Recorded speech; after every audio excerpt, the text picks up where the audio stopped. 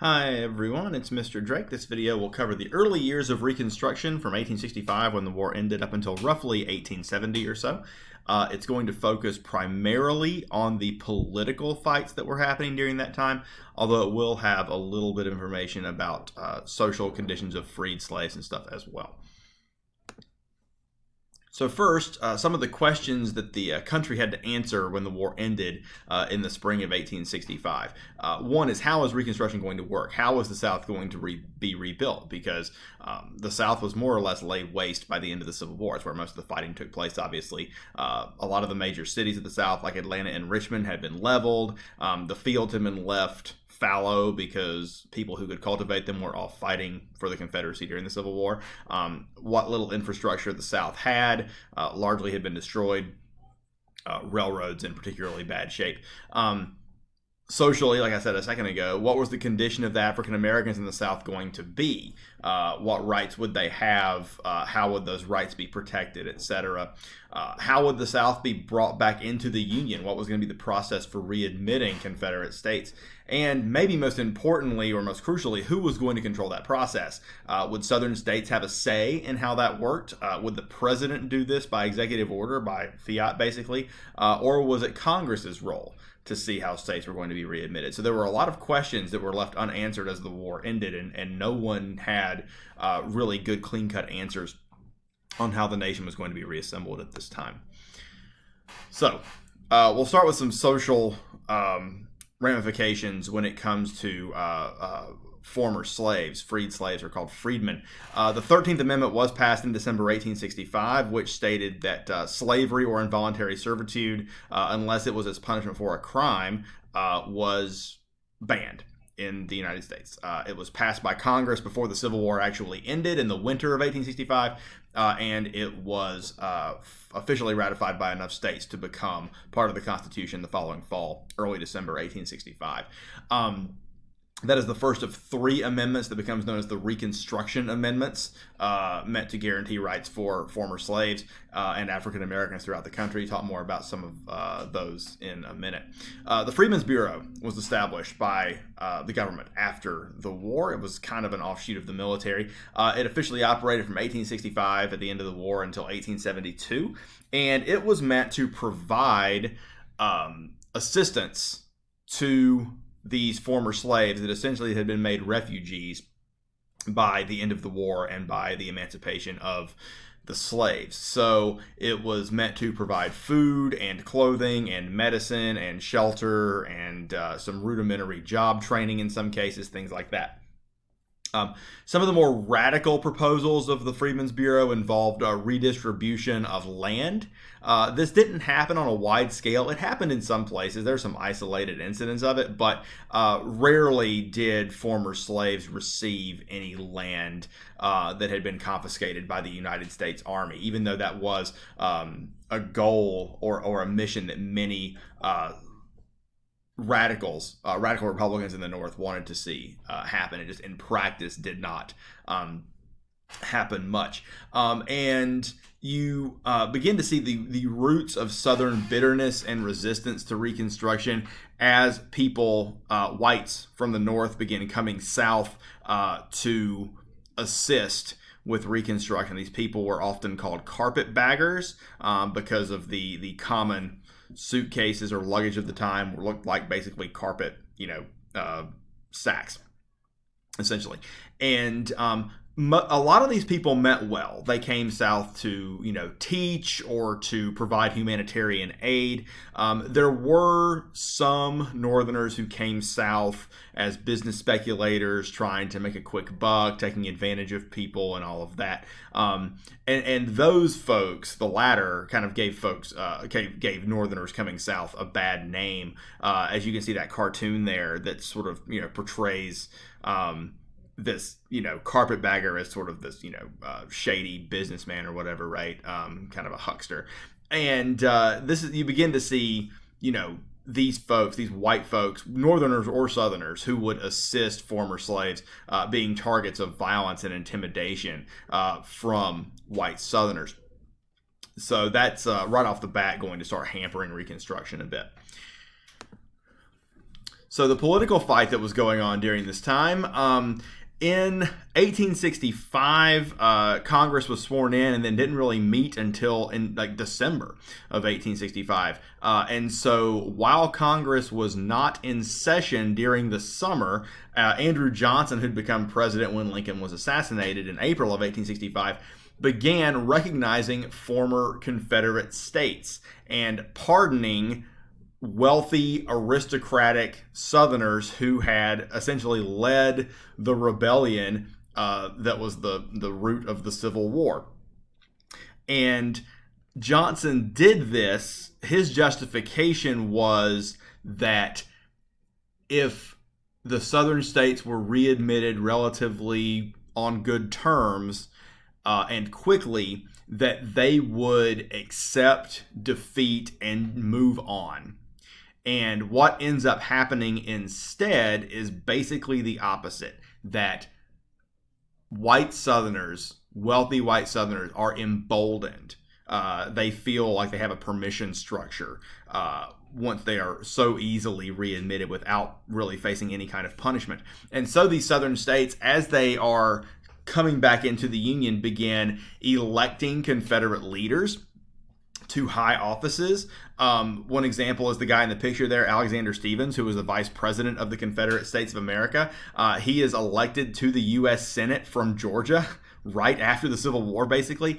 He was not allowed to be seated by the Republicans in Congress because he was from a former Confederate state, but he does eventually, later in life, serve as a member of Congress from Georgia, and then later serves as the governor of Georgia until his death in 1883.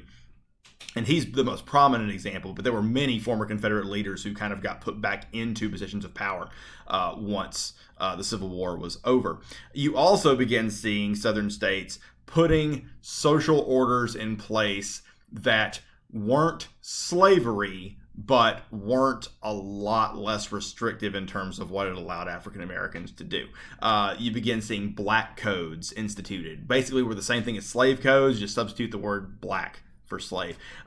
These were laws that limited what jobs African Americans could hold, whether or not they could vote, restrictions on voting, literacy tests and poll taxes and all that kind of stuff.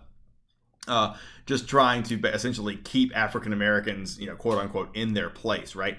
And then you start seeing these paramilitary, like vigilante organizations like the Ku Klux Klan start popping up, trying to intimidate African Americans out of exercising their newly guaranteed rights from the end of slavery and the right to vote and all of that.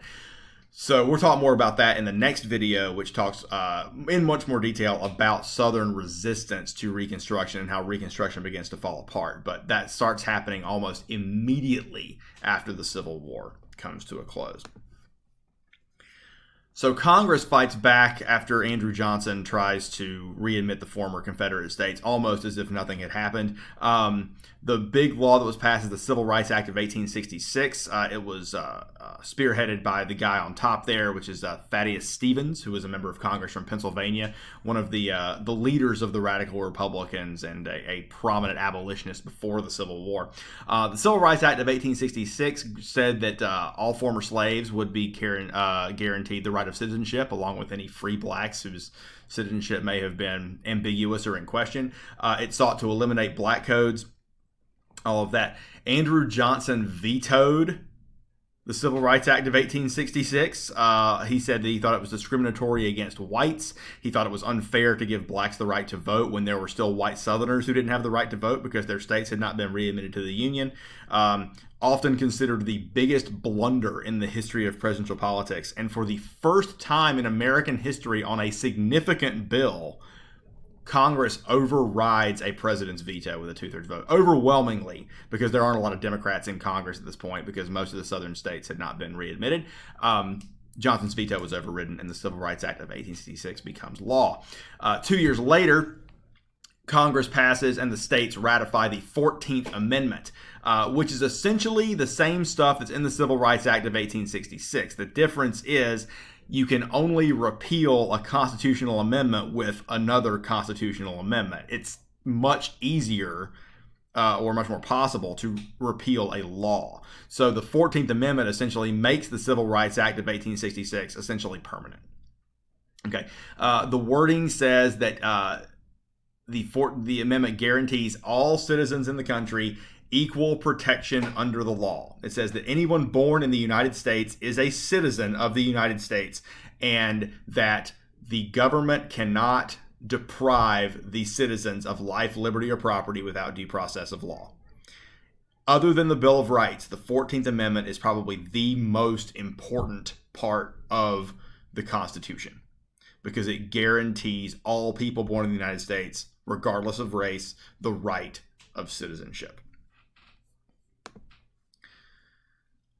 The most radical aspect of Reconstruction that gets put into place as Congress's overriding vetoes is the Military Reconstruction Act of 1867, which was also passed over Johnson's veto, which divided the former Confederate states, except for Tennessee, which was already readmitted, into 5 military districts, each with a Union general in charge, who are listed there. You can see it on the map.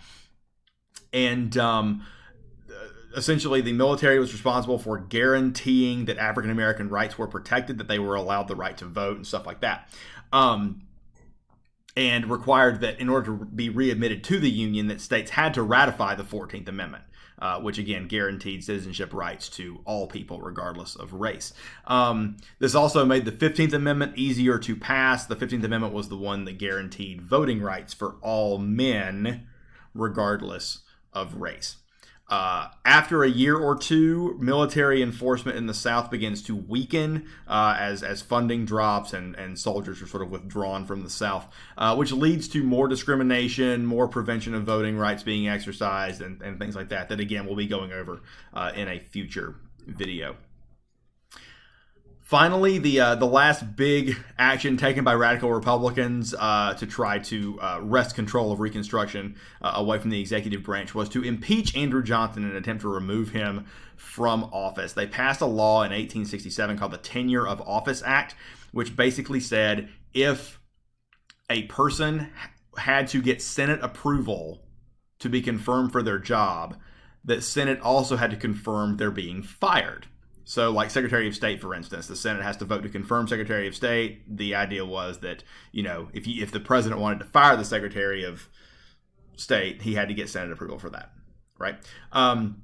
This was passed to protect a radical Republican in Johnson's cabinet named Edwin Stanton, who was a holdover from Lincoln's presidency. So Johnson fell for the trap. He fired Stanton and technically broke the law. And Johnson was impeached by Congress for doing that. It went to trial in the Senate, where he narrowly avoided conviction and removal from office. It's a 2/3 vote required for conviction in an impeachment trial, which would have been 36 senators out of 54 out of 54 currently seated at the time, and the vote was 35-19. So he remained in office, although he did not run for election in 1868 to his own term, and Grant succeeded him the following spring. And eventually the Tenure of Office Act was struck down as well. That will do it for this video today. Thank you for your attention. Like I said, going forward, we'll talk a lot more about the social aspects of Reconstruction and how African American rights were ultimately not protected, which led to a century of discrimination for the Civil Rights Act, or Civil Rights Movement in the middle of the 20th century. If you have any questions, feel free to put them in the comments, or if you're one of my students, you can shoot me an email. Again, thank you for listening, and everyone take care. Cheers.